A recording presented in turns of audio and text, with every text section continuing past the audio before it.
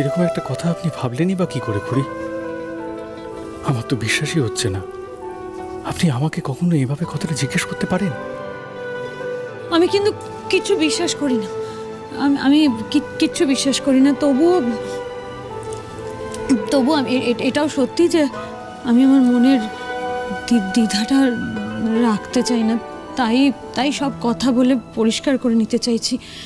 তাই এই প্রশ্নটা না প্রশ্নটা কোনো আপনি ভালো করেছেন, খুবই ভালো করেছেন। আর আমি এই প্রশ্নটার উত্তর দিতে চাই। আসলে কি বলুন তো, আপনার মনে যে বিশ্বাসটা আছে সেটা তো আমি ভাঙতে পারবো না, আর সেটা আমি চেঞ্জ করতে চাইও না।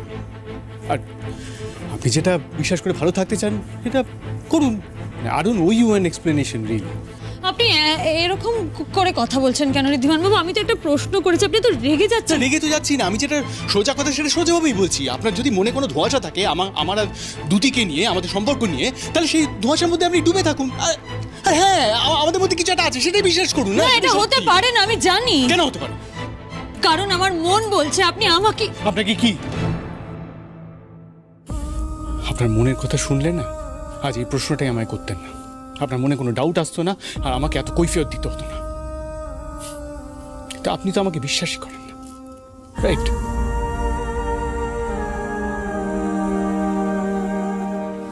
আপনি এভাবে কেন কথা বলছেন? আমি তো আপনাকে আর কথা ঘোরানোর চেষ্টা করবেন না। আপনার এই প্রশ্নটাই আজকে ক্লিয়ার করে দিচ্ছে যে আপনি আমায় কতটুকু বিশ্বাস করেন আর কতটুকু ভরসা করেন। আর আমায় চেনা অতটা সহজ নয়, আমি বোঝা অতটা সহজ নয়, সেটা আমি বুঝতে পারি। আর আপনি হয়তো কোনোদিনও আমাকে বুঝতেও পারবেন না, সেটা আমি জানি। আর আপনি যদি ওই দুটিকে নিয়ে, আমাদের মধ্যে এই সম্পর্কটা নিয়ে কোনো ধোঁয়াশার মধ্যে থাকেন, তাহলে থাকুন, সেখানে ডুবে থাকুন। I don't care. আপনি কি আমাকে চ্যালেঞ্জ করছেন? হ্যাঁ, করছি।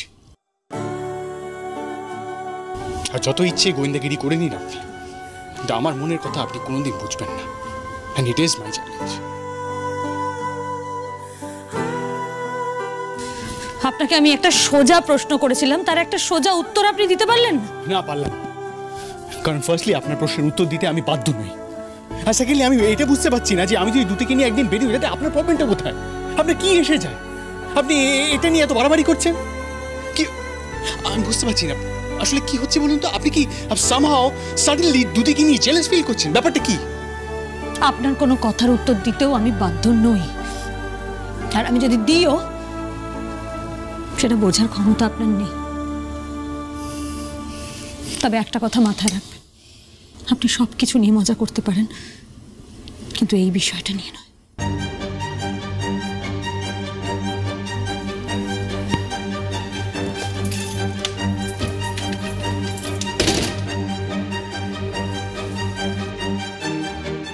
এইটাই মনে হচ্ছে অনেকটাই বাড়াবাড়ি হয়ে গেল, কিন্তু আমার আপাতত সত্যি কিছু করার নেই খুড়ি।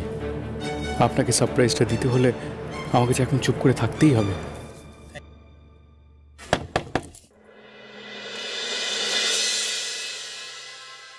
কি যে আপনার কি মাথা খারাপ হয়ে গেছে?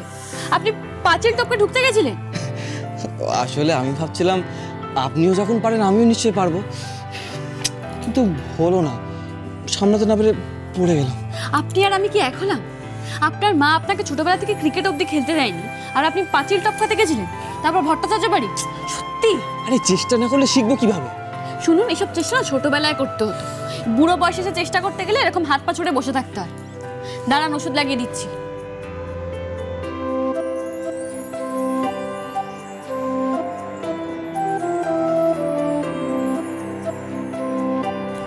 দেখি। হ্যাঁ।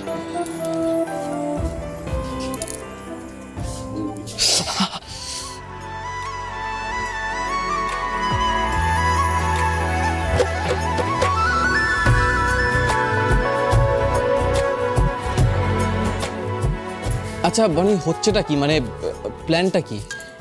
প্ল্যান সব জাম্বোর, মেজদিকে সারপ্রাইজ দেওয়ার জন্য। না না, এভাবে বলে তো আমি বুঝতে পারবো না। আপনি বলুন কি করতে হবে না করতে হবে, সবটা বলুন।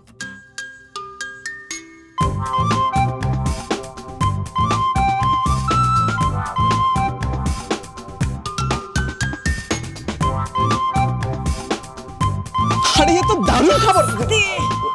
মানে আমার দাবাই নিজে সবটা প্ল্যান করেছে খড়িকে সারপ্রাইজ দেবে বলে? তো ভাবতেই পারছি না মানে। আমিও তো ভাবতে পারছি না। জাম্বুকে দেখে না আমার কিরকম ওই নারকল নারকল মার্কা মনে হতো।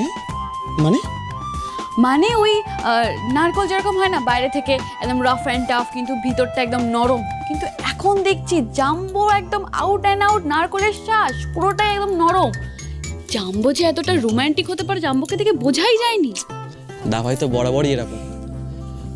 মাঝখানে ওই বিয়ের ঝামেলাটা নিয়ে একটু ডিস্টার্ব ছিল, ঠিক কথা, কিন্তু এখন খড়ির ভালোবাসা পুরোটাই চেঞ্জ হয়ে গেছে।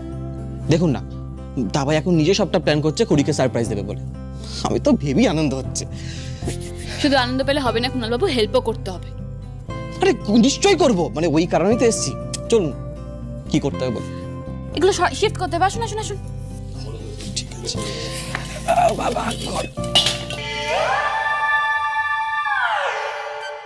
ঠিক আছে বাবা, পালাবো।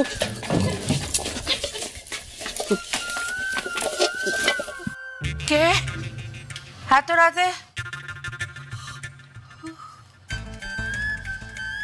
এত রাতে উঠো নাকি?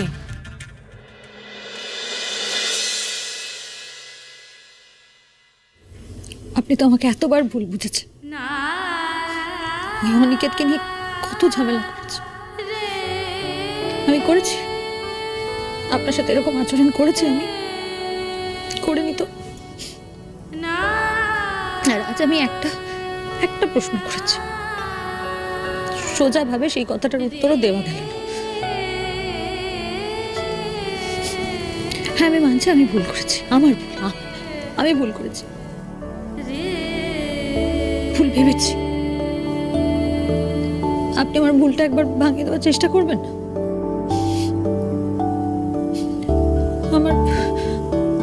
আমার ভালো লাগা, আমার খারাপ লাগা, আমার অনুভূতি, এগুলোর কি কোনোদিন দাম নেই আপনার কাছে?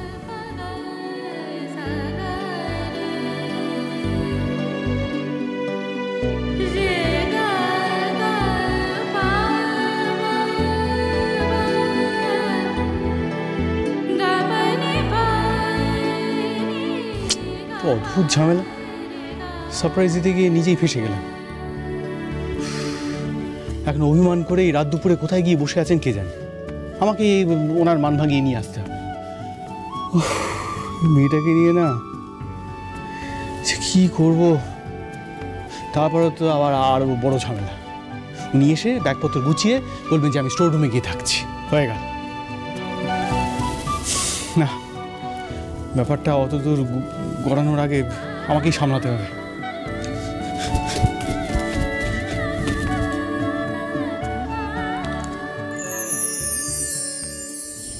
মান অভিমান করে আমার সাথে এই সিঁড়িতে এসে বসে আছেন।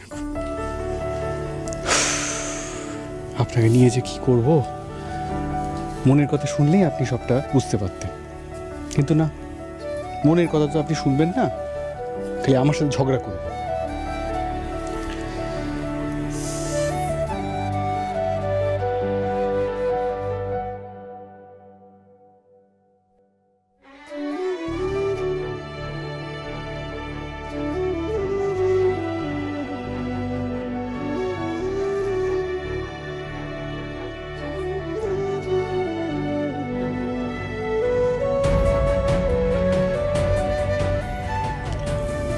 আপনি যখন সত্যিটা জানতে পারবেন তখন বুঝবেন যে এই ঋদ্ধিমান সিংহ রায় আপনার জন্য সব করতে পারে,